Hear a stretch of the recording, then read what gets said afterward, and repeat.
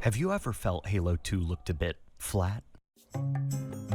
I don't mean because it's old, I mean even when compared to the previous Halo game in the series. Parts of Delta Halo look just a bit unloved. Urban environments almost look like those videos where people remove lighting from certain games. Well, it was because Halo 2 does look flat. It was robbed of something. It's Yeah, the game does look dark in a way. I'm not sure. Well, graphic what design for me is fine, but I can understand why certain levels have like the lack of lighting to it, to where it's like Yeah. you couldn't really tell. It's like, why is the game look like it's set in day? The setting of those on Earth looks like it's daytime, but the lighting looks dark, made it look like it's dark. Yeah, Halo So Combat Evolved has actually got quite good lighting for its time, whereas Halo 2 doesn't look as good. And that's a big part of. I personally will almost always play with Anniversary on Halo 2, just because I much prefer how it looks. whoops, there we go. art was specifically It's not just the designed graphics for fidelity thing. stencil Art style shadows. carries the game a long way. So usually in games, the most taxing thing are real-time shadows and lighting, because it takes so much computing power to get those things running in real time. Movies used to take ages to render their CGI lighting, so imagine what developers were up against. They had to do this stuff in real time. As character models and effects got better, tricks such as baked lighting let developers essentially bake the level's lighting and shadows into a level's textures, so it doesn't have to be running in real time and sapping that yummy game performance. Baked shadows can also be animated to look dynamic. You see that shadow cast by Chief and the Grunt in Halo 1 here? Think of these Halo 1 character shadows sort of like an evolution of those fake shadows in Mario 64 that are under characters. These Halo 1 character shadows will follow characters around wherever they go. And they're programmed to sort of grow long or shrink as you move about. They can even be programmed to turn invisible, or shift direction if you enter a specific zone the developer made to really sell you the illusion that these are real. But remember, this shadow is a big fat phony. It ignores the world around it because it's not actually being cast by anything. It's just a drawing designed to then move and look like a real shadow. And if you're in a situation the developers didn't account for, well, that shadow will keep on doing what it was designed to do. Be there, even if it means accidentally not facing the correct way.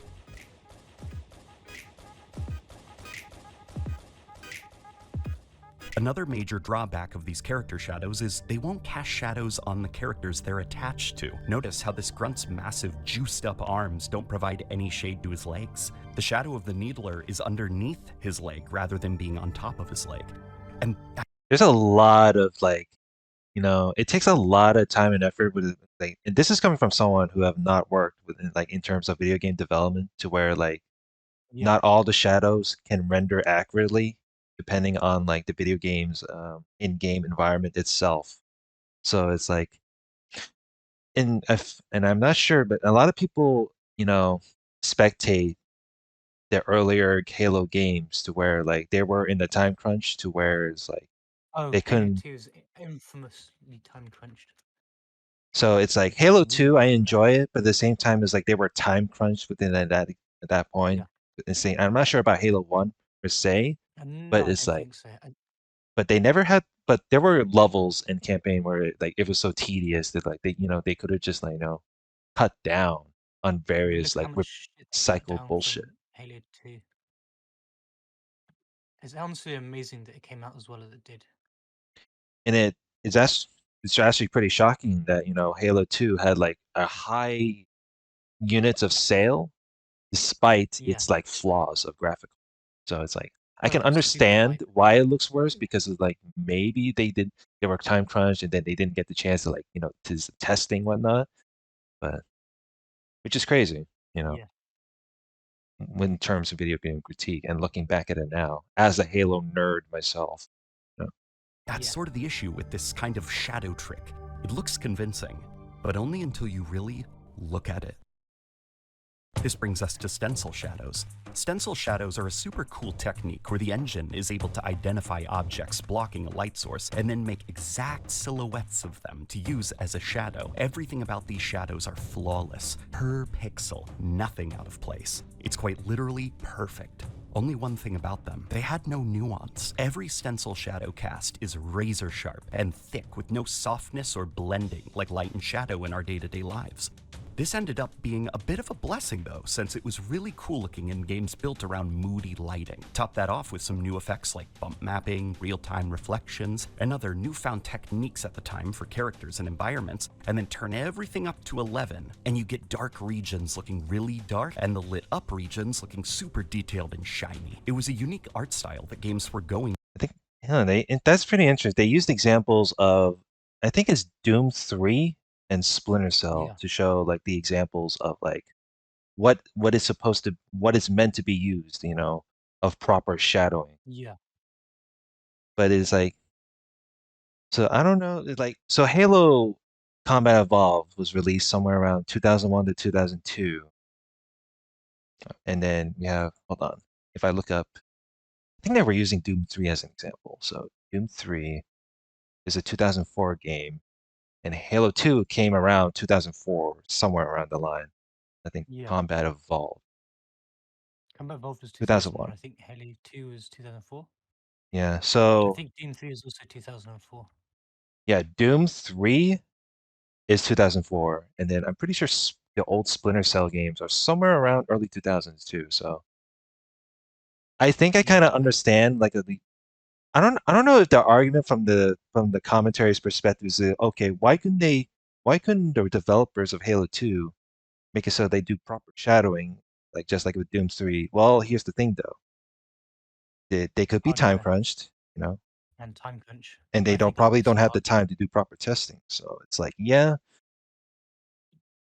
pretty unfortunate that way. And then there is the thing where the post that you showed me on Twitter where like there is like what is it like with Halo 2 to have proper dynamic lighting? And I'm pretty sure like they can do it with a mod to fix that for like the Master Chief Collection to make it so Halo 2 Yeah, I think it there's makes mods. it like a good standard like aging well game. So For at the time. You get these dark, gritty, and scary atmospheres. It looked really cool to have these characters shrouded in these thick, black stencil shadows with the details of their models just glistening in the light. So how does this relate to Halo? Well, around 2002, Jason Jones and some of the programmers at Bungie saw an early Doom 3 demo heavily featuring stencil shadows as a groundbreaking leap for studios. After this presentation, Bungie knew their next game would be designed with this new technology in mind. The game's characters, early locations, weapons, etc. were all designed around looking as cool as possible with thick, sharp shadows from the helmet brims of elites and marines. The weapons were more matte plastic to complement the thick shadows, and the environments themselves had a lot more dips and grooves and sharp angles and geometry that would look awesome when shrouded in thick, black stencil shadows. Joe Staten said in the making of Halo 2 that the original goal of Halo 2 was clear to see in that reveal trailer for it. A crisp, high-detailed, dynamic image with wide, expansive levels twice the size of Halo 1, a 19-mission sequel to top all sequels, almost equivalent to a playable movie. Halo 2 was going to be something special, man. But then, it was all cut. The original Xbox just couldn't run it. What Bungie was shooting for was wildly out of the Xbox's capabilities. Doom 3 was a game basically set in a series of cramped closets with no openness to speak of, and it still had to make huge compromises to run on the original Xbox. Yet Bungie wanted their game, with this super pixel-perfect, performance-taxing, dynamic lighting system, to have bigger maps than Halo 1? Everything they had been working on was put on hold. Missions, half were scrapped. Gameplay features, scrapped. Graphics engine, completely scrapped. What they ended up shipping Halo 2 with is more or less the same tricks and techniques that Halo 1 used for its lighting, with just a few tweaks. But while Halo 1 was a game artistically built with the limitations of baked shadows and lighting in mind, Halo 2 wasn't. It was designed for this stencil system that didn't end up making the cut, and as a result, character models in Halo 2 looked just a bit off. The weird lips on the elites, that sort of flat look that Chief's armor has, Lord Hood, and the I think it's one of those moments. So right around the timestamp with around the 5 minute mark, because like the developers of Bungie, who were trying to make Halo 2, they wanted to make the Halo 2 as like perfectly as possible, but when they did like the testing to where like you telling me like the original Xbox could not really, properly run it, which is Yeah. pretty wild to me. I mean, it's old as fuck technology if you think about it. And it's And you look like, at Halo 3, mhm. like that's next gen, big improvement, right? I think Halo 3, it took like 4 to 5 years of development, per se, from like 2004 to 2008.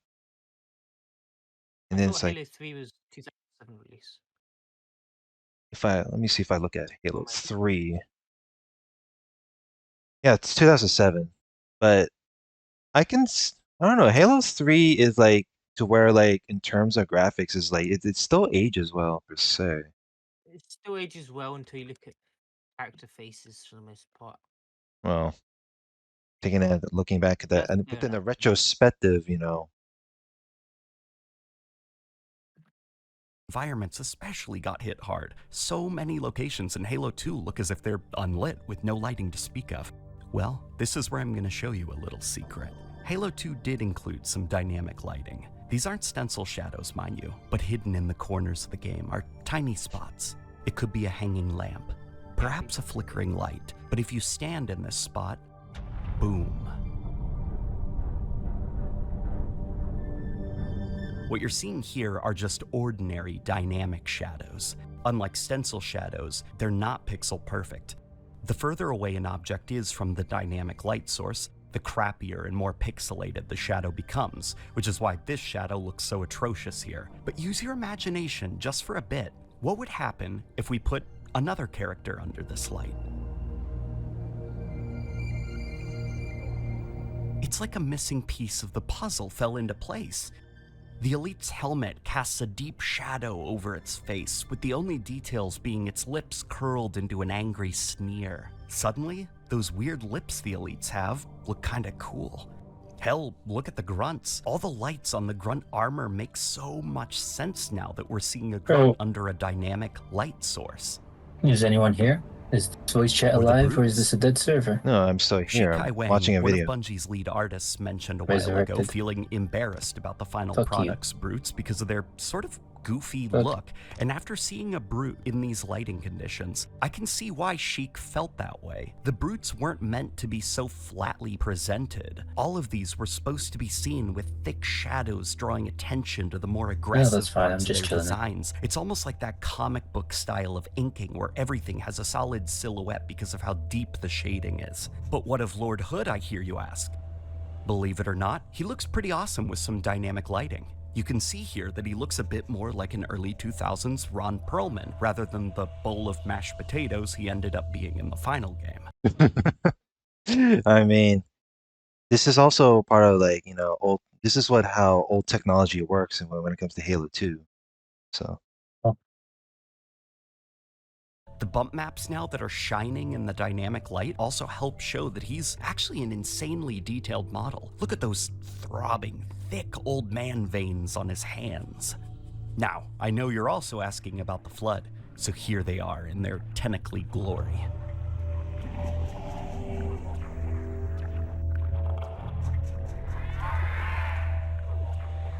Much spookier, right? Here's some hunters.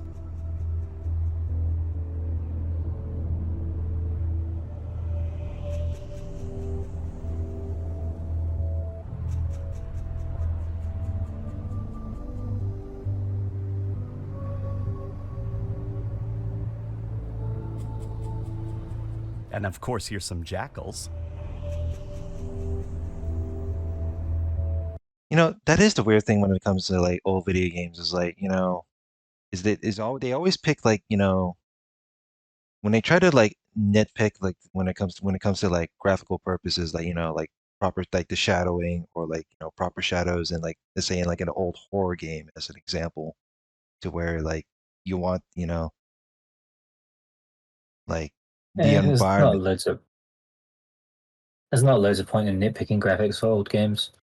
They're just older. Yeah. I mean, it's not to mention like they use like old proper technology when it comes to like, like graphic rendering.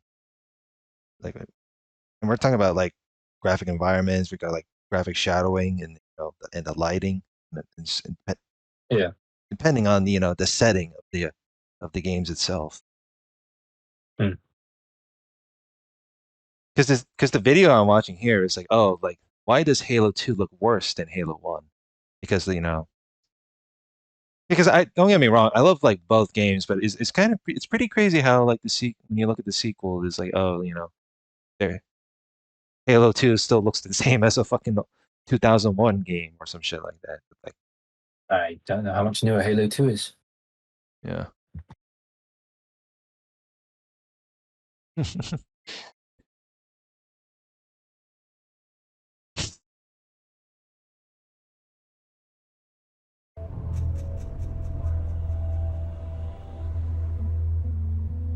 And there's so much more. They're hidden, but Halo 2 does have moments in it where a sneaky dynamic light source can pop up when you least expect it and radically transform the look of the game. If only Halo 2 was an Xbox 360 game, or perhaps a PC exclusive, then we could have had an insane looking sequel to Halo 1. There's a lot more I'd like to show you, but my Halo mod skills right now are limited to putting a guy in a map. Imagine what I'll be able to do when I learn how to put a gun. Unlucky. That's the crazy back to part is dying. like that's a kind of the funny question, like what that he said. He's like, what if Halo 2 ends up like could be delayed later and ends up as an Xbox 360 game, but with better, proper. I mean, the gameplay is good when it comes to Halo 2, but the guy says like, what if Halo 2 ends up as like an Xbox 360 game instead of like original Xbox? That would actually change gameplay so much because But- Halo 2 was so fucking. So he was like it was such a asking, game changer when it like came he to was gameplay. asking this hypothetical question of like, what if like Halo 2 like gets delayed and ended up in the 360, and because the developers just said that they wanted to make Halo 2 with more proper graphical immersions, but unfortunately it's according to It wouldn't that it got happen anyway. scrapped, that thing got scrapped, this and that. It's like Microsoft had a fixed date that they had to release it by. because it feels like it's like the publisher's case to be like, oh, we need to get this game out right now. Yeah, pretty It's much. like- It's always the fucking Bungie's Halo 2 dev is really fucking infamously bad. Bungie to Halo 2 bunch. Guy and a dynamic light source in a map. So yeah, if you're like me and you always found Halo 2 to somehow be Like the I said, weakest looking amazing Halo in the how original well it came trilogy, out. despite having the coolest designs in the Halo trilogy, this is that missing piece, a layer of thick, black shadows to tie a nice black bow around the great designs. Share the video around if you found this pretty interesting. I think Halo 2's Stencil Shadow engine is a thing people know about but don't truly understand just how much of the game's art and presentation was designed around. I feel like I have a new level of empathy for the developers at Bungie who felt like Halo 2 was not a game they were proud of. That doesn't make Halo 2 a bad game or even an ugly game by any means. Strong art direction still shines through in the game. I mean, you can have like, this is the weird case when it comes to like video game critique is like what if it's a game with bad graphics and then it's like story is great, the fucking gameplay is great. I mean, and then I've seen like And the graphics are bad, and that's all there is to it. It's just less mainstream. Also, you know the Halo 2 ending, right? yes, Like literally, they literally only made 2/3 of the game because they ran out of time, and the last third of the game ended up changing. So Halo 3's story is different from how Halo 2 was originally going to end. yeah, that was the kind of the odd cases like when it comes to like how Halo development works.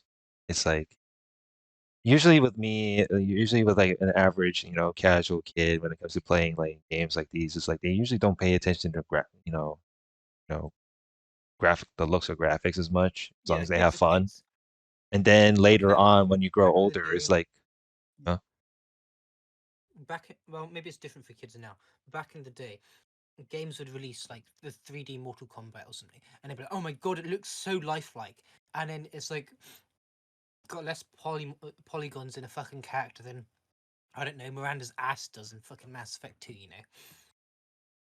yeah.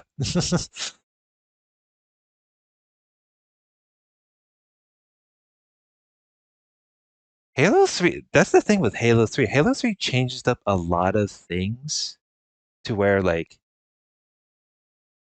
it feels like a different Halo game, and then all of a sudden like later Halo releases, it just feels like it doesn't feel like an ordinary Halo game, you know. Aside from like, cutting up less time of like traveling from one place to another in campaigns. So we talking Reach and onwards, or Reach and onwards, yeah. Reach and onward? I think Reach is a good example of why people, when people say Bungie could only, the Bungie stands that like Bungie can only do good. I know people enjoy Reach, but Reach was already going down the Halo 4ification route that some people don't like. If that makes sense, with like the abilities and shit and sprinting. It was unfortunate with like No Halo dual Reach. wield. I mean, I love how like gameplay really works. Blue.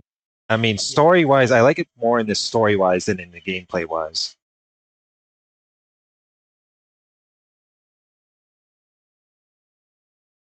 But I don't know. It's one of those things where it's like, oh, you know. And then, all of a sudden with like, that's the weird part, right? I never played Halo 4, but eventually I Yeah. will. So it's going to be like, maybe. Okay, so What if, I'll use another example. You know the Halo 5 opening cinematic, right? I've heard about it, yeah. Just watch it a second. Let's all watch the Halo 5 opening cinematic. The main thing the two things I see people commonly taking away from it is, one, the music is extremely generic, like MCU music, and two, it literally, well, that's just the best way I can sum it up. Is a lot of people say it looks like it's out of a Hey, what's up, people? Michael here. Halo 5 opening cinematic. Is there one that doesn't have fucking commentary? I think it's that one above. Uh, Locke's diving. Scroll down. Scroll down. That one, the bottom. Xbox on. But this one. Let's see.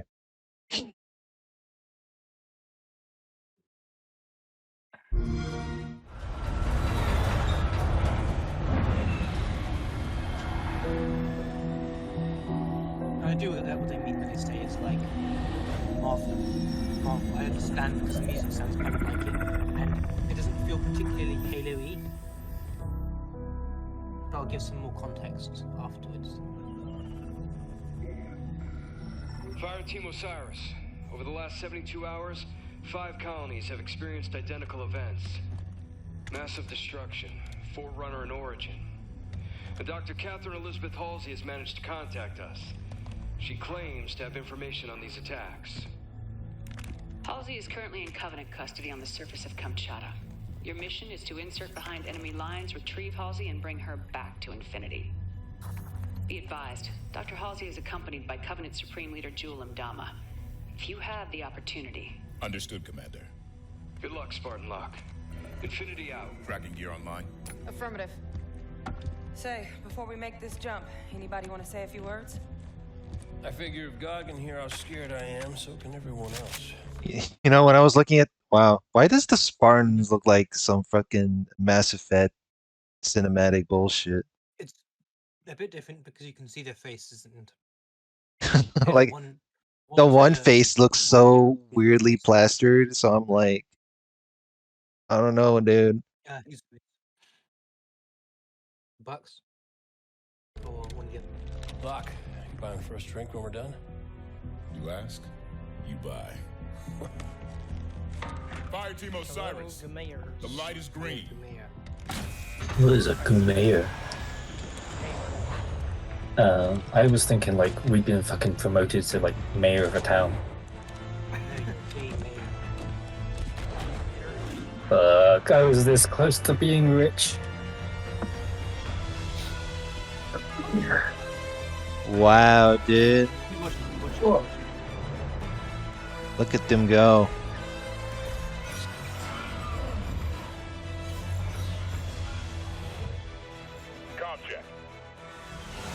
The blue visors remind me of that Star Wars game with the clone troops. I can't remember what it was. Might have been, yeah. especially with the kind of grey suit.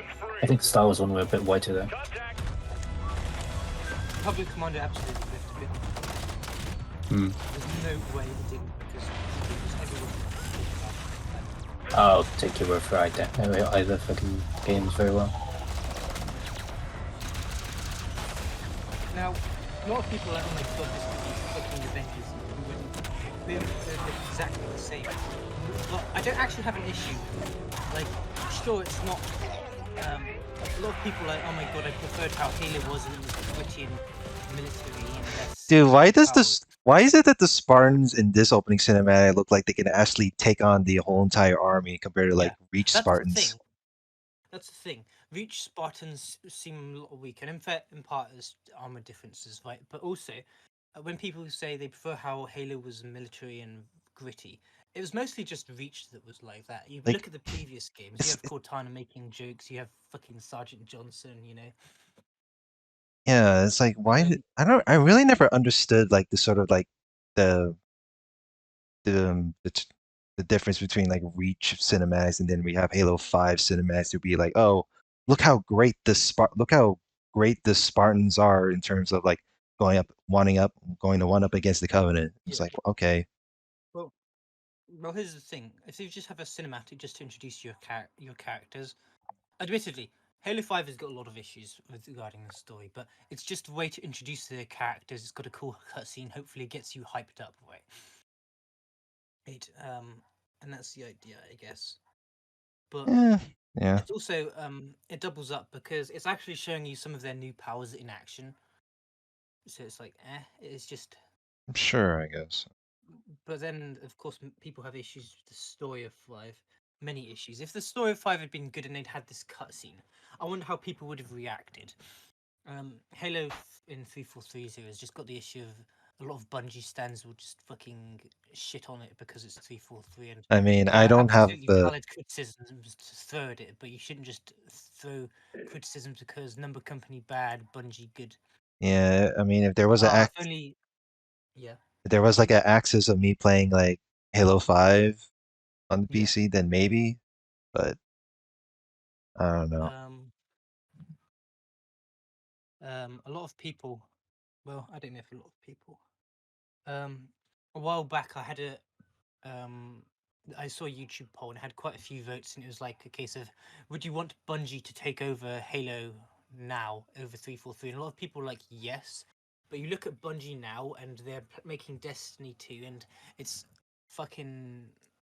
Okay, I will preface this by saying I haven't played Destiny 2, and I have no intention to after seeing how cash grabby and scummy and arseholey they are with Destiny games like those Destiny games. Like I played a little bit of Destiny 2, and sometimes I get bored of it easily. It's like with what Bungie makes right now, like it's still the same shit. Yeah. Regardless. Try the Halo Infinite opening cutscene. So if I go Halo Infinite, is it like opening cinematic or opening cutscene? The actual official channels uploaded it. Just click on that one, top one. I guess from a Halo video. Yeah, sure. It's a very different vibe, and it fits more of the quote-unquote gritty feel that people talk about with Reach. Also, like when Microsoft is planning to make a fucking like remaster like Combat Evolved again, why couldn't they just like remaster Halo 2? Like they already. So if we're looking at a video like this, where why does Halo 2 look worse than Halo 1? It's like, okay, maybe Halo 2 is understandable that maybe they do need a proper remaster with how. To be fair, H2A is fucking gorgeous. It's literally one of the most gorgeous games I've ever seen on PC. I know, that's the thing. I was like, you know what? I guess you were not wrong when it comes to H2A. It was like, holy shit! It's like they. Okay, here's a question, right? If you consider Halo on a slider, graphics-wise, with one end being like StarCraft and the other end being like Astartes, where do you reckon it would land? With StarCraft obviously being like more colorful and basically space fantasy, and it depends on which one you look at. Because at one point all Spartans canonically looked a lot like Chief. They just Hmm. had very minor distinguishment. The clones in Yeah, a lot closer to the clones in yeah. Star Wars. In fact, probably Maybe I should have said Star Wars actually instead of StarCraft. Honestly. Yeah, even less than the clones actually, because the clones had like Mm. different colors to signify which battalion they were part of, right? Mm. Whereas in Halo, they didn't even necessarily have that. But then, as time's gotten past, it's become more unique and identity. Each Spartan has their own identity, and I'm not even just talking about the Spartans you can create, like even in lore. Look at the Halo 5 characters; they've all got like nothing to signify. Oh, we're all part of the same group. Are the same group, and I'm pretty sure like I've only looked at the opening cutscene, but I'm just like, oh, I'm pretty sure they have like no memorable source of personality at all. I mean, they've got personality, but